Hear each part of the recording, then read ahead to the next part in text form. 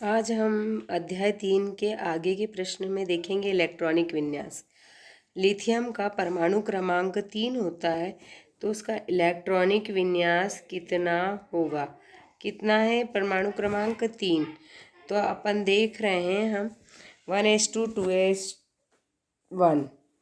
यानी कि उसके बाहरी कक्ष में एक इलेक्ट्रॉन उपस्थित है। तो लिथियम के ऊपर क्या होगा, Li प्लस एक इलेक्ट्रॉन की वजह से। फिर उसके बाद देखते हैं सोडियम। सोडियम का परमाणु क्रमांक कितना है, 11। तो ये 1s2 2s2 2p6 और 3s1 में इलेक्ट्रॉन जाएगा। फिर उसी प्रकार से पोटेशियम का 1s2 2s2 2p6 3s2 3p6 और 4s1 होगा। आगे के भी आपको ऐसे ही नोट करने। फिर उसके बाद हम देखेंगे जो हमारे तत्व हैं उनके धातु अधातु के गुण आपने 10th में पढ़े होंगे। आघात वर्धनी, तन्य होती, चमक होती है, विद्युत की सुचालक होती, ये सब पढ़ चुके हो आप।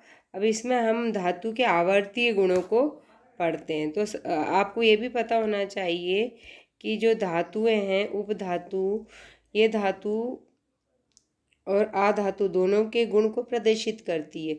जर्मेनियम, सिलिकॉन, आर्सेनिक, टेलुरियम आदि, ये आपको इनको याद रखना। कौन कौन सी है, जर्मेनियम, सिलिकॉन, आर्सेनिक, टेलुरियम, इनके नाम आपको याद रखने। फिर उसके बाद हम देखेंगे परमाणु त्रिज्या। परमाणु त्रिज्या इसे 4 भागों में बांटा गया है। आयनिक त्रिज्या, उदासीन परमाणुओं द्वारा इलेक्ट्रॉन त्यागने अथवा ग्रहण करने पर आयन बनते हैं। जब परमाणु इलेक्ट्रॉन त्यागता है और धन आयन में इलेक्ट्रॉन ग्रहण करता है तब ऋण आयन बनता है। इसकी त्रिज्या को हम आयनिक त्रिज्या कहते हैं। कौन सी त्रिज्या कहेंगे, आयनिक त्रिज्या कहेंगे। फिर धन आयन की त्रिज्या। धन आयन की त्रिज्या में आप देखेंगे धन आयन की त्रिज्या, धन आयन का आकार उदासीन परमाणु से छोटा होता है। तो आप यहाँ लिख सकते आकार व्युत्क्रमानुपाती 1 प्रभावी नाभिकी आवेश। धन आयन पर आवेश बढ़ेगा तो उसका आकार छोटा होता जाता है।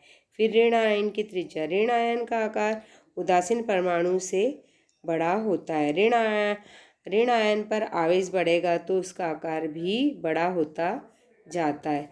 फिर उसके बाद हम देखेंगे इसमें सहसंयोजक त्रिज्या। ये 2 समनाभिकी परमाणु एकल सहसंयोजक बंध से बंधे हों तो परमाणु के नाभिकों के बीच अंतर नाभिकी दूरी का आधा भाग सहसंयोजक त्रिज्या कहलाता है। फिर उसके बाद है धात्विक त्रिज्या। धातु चालकों में 2 पास परमाणुओं के नाभिक के बीच की दूरी के आधे भाग को क्रिस्टल त्रिज्या या धात्विक त्रिज्या कहते हैं। धात्विक त्रिज्या का मान संयोजकता त्रिज्या से अधिक होता है। फिर आएगी वंडरवाल त्रिज्या। 2 समान निकटतम अणुओं के पड़ोसी परमाणुओं के अंत नाभिकों की दूरी के आधे भाग को वंडरवाल त्रिज्या कहते हैं। वंडरवाल त्रिज्या, धात्विक त्रिज्या, इसका मान और संयोजक त्रिज्या, ये आपको नोट करना है। अब फिर उसके बाद किसी आवर्त में प्रथम सदस्य का आकार सबसे बड़ा होता, क्यों?